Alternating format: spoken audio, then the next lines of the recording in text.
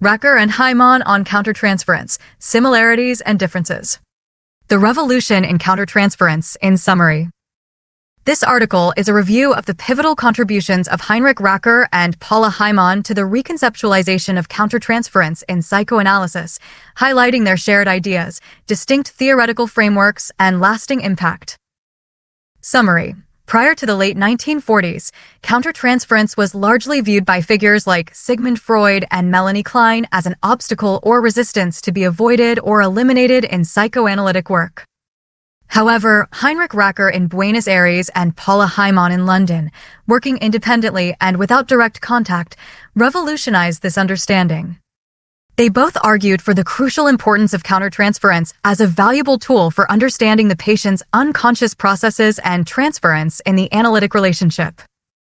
While sharing this fundamental shift, their individual theoretical backgrounds, Racker's pluralistic approach integrating classical Freudian and Kleinian object relations, and Heimann's primarily Kleinian perspective, led to distinct emphases and conceptualizations of countertransference. Their work marked a significant paradigm shift in psychoanalysis, moving it from a purely intellectual interpretation to one that embraced the analyst's emotional responses as integral to clinical practice. Historical context and the paradigm shift. Early views, pre-1940s countertransference as resistance/obstacle. Sigmund Freud and Melanie Klein recognized countertransference, but distrusted its clinical use. This perception prevailed until the late 1940s. The first stage of countertransference understanding, 1909-1940s, viewed it as resistance/obstacle that should be avoided or eliminated. Quote, both Sigmund Freud and Melanie Klein recognized the existence of countertransference, but distrusted its clinical use. This idea was the one that prevailed until the late 1940s. Stefana, Hinshelwood, and Borensztejn, 2021. Emergence of a new perspective, late 1940s onwards countertransference as a useful tool. The second stage, post-1940s, perceived countertransference as a useful diagnostic/therapeutic tool.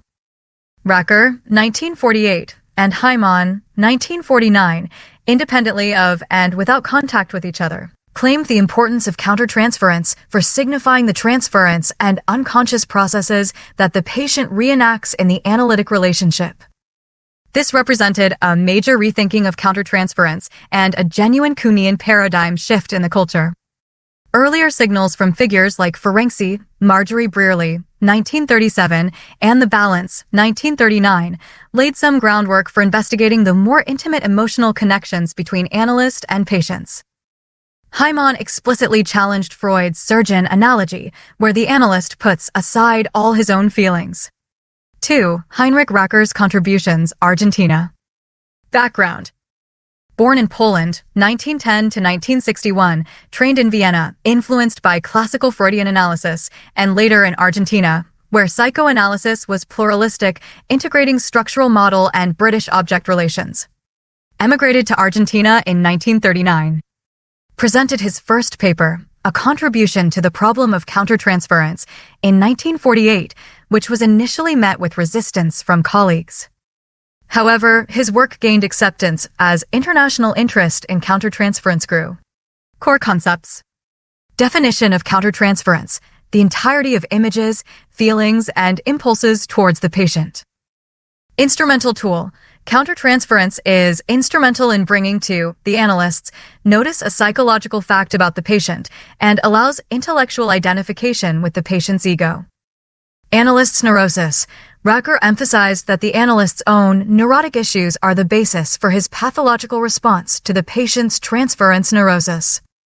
Unconscious countertransference negatively affects understanding, interpretation, and behavior. Transference-countertransference interwoven.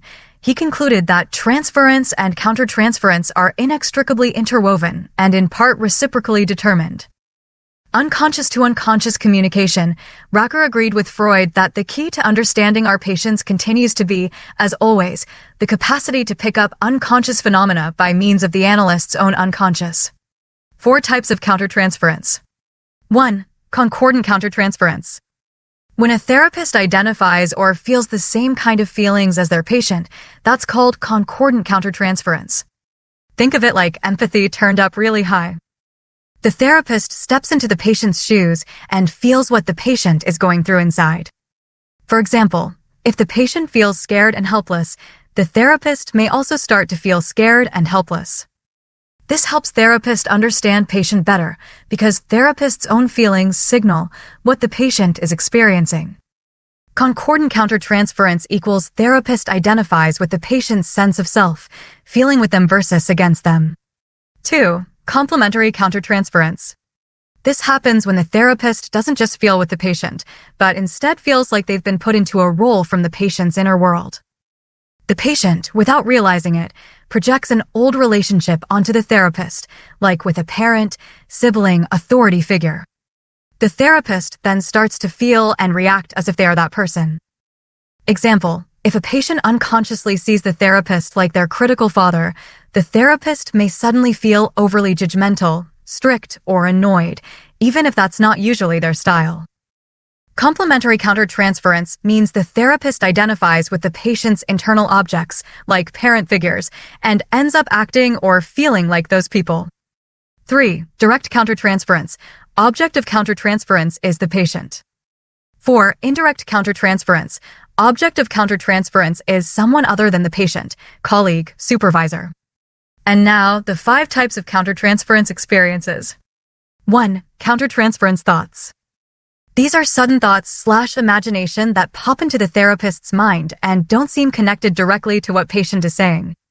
They often come from the therapist's own deep, unresolved issues. Instead of ignoring them, therapists should reflect carefully to see if they reveal something about the patient or about themselves. 2. Countertransference positions. These are roles the therapist unconsciously starts to act out in the session, becoming critical, rescuing, or withdrawing. They're stronger than just thoughts because the therapist's whole self gets pulled in. Since these reactions can feel normal to the therapist, they may go unnoticed. Blind spot equals countertransference resistance. 3. Counter-resistance. This happens when the therapist feels blocked, hesitant to say something important. This may match the patient's resistance, objective reason, but could come from therapist's own unresolved conflicts, subjective reason. Either way, it signals that something big is going on in the patient's unconscious. 4. Analyst's masochism. Sometimes the therapist unconsciously takes on pain or guilt in the therapy. This can come from their own harsh inner critic, sadistic internal object. If not recognized, can hold back progress because therapist may sabotage own good work or reinforce the patient's suffering. 5. Relay of the past. Racker, countertransference often revives old childhood conflicts, especially Oedipal struggles, desires, rivalries, guilt toward parents. Both patient and therapist bring unresolved parts of these early experiences into the relationship.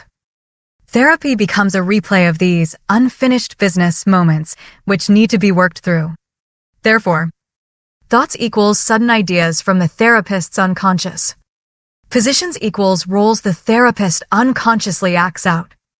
Counter-resistance equals therapist's own hesitation that mirrors patient's conflict. Masochism equals therapist unconsciously takes on guilt/suffering. Relay of the past equals old childhood/Oedipal conflicts replayed in therapy. 3. Paula Heimann's contributions, London. Background. Born in Poland, 1899, trained in Berlin and London. Analyzed by Theodore Rake and Melanie Klein. Initially a close collaborator and analysand of Melanie Klein, later moved towards a more independent stance, particularly regarding countertransference. Presented her seminal paper on countertransference in 1949, marking her independence from Klein, who disapproved. 9 core concepts of Paula Heimann's. Heimann saw the therapist's feelings as signals created by the patient, valuable for understanding, but never to be dumped back on the patient. 1. Countertransference as a tool. The therapist's feelings toward the patient are not just distractions. They are one of the most important tools for understanding the patient's unconscious mind. 2. Not a mechanical brain. Heimann rejected the idea that therapists should be cold or robotic like mechanical brains or surgeons. Instead, their job is to feel emotions, but handle them without being overwhelmed. 3. Patient's creation. The therapist's feelings often come from what the patient unconsciously creates or projects. Remembering this helps the therapist avoid simply acting out the patient's drama. 4. Time lag and self-reflection. Sometimes the therapist first feels uneasy without knowing why and only later realizes it came from the patient's projection. This delay means the therapist must reflect and ask, is this my issue or the patient's? 5. Checking understanding. The therapist's feelings can be used like a test. If the feelings match the patient's associations and behavior, it means the therapist is on the right track in understanding them. 6. Don't confide in the patient. Heimann was clear. The therapy space is for the patient's emotions, not the therapist's. If the therapist shares their own feelings, it puts a burden on the patient and shifts focus away from them. 7. Actual versus neurotic countertransference.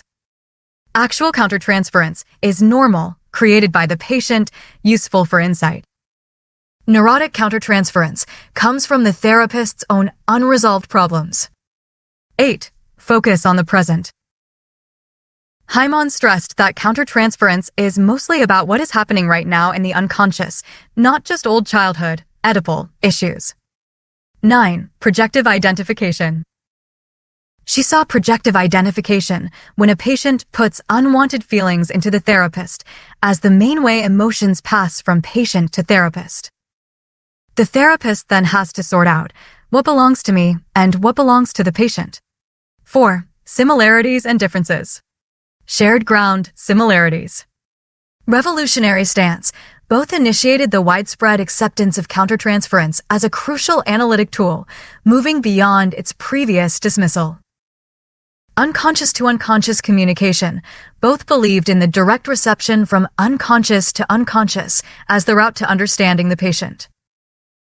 Interactive encounter. Viewed transference and countertransference as two sides of an interactive, even interpersonal encounter, grounded in the intrapsychic dynamics of both partners.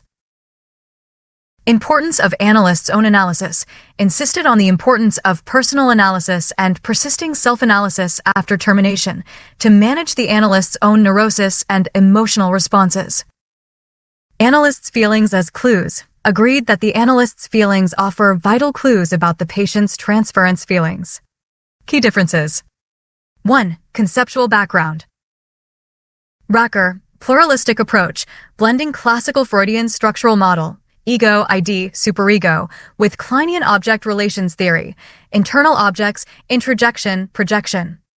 Heimann, primarily Kleinian framework, emphasizing ego splitting and schizoid mechanisms, especially projective identification. 2. Focus of countertransference interpretation.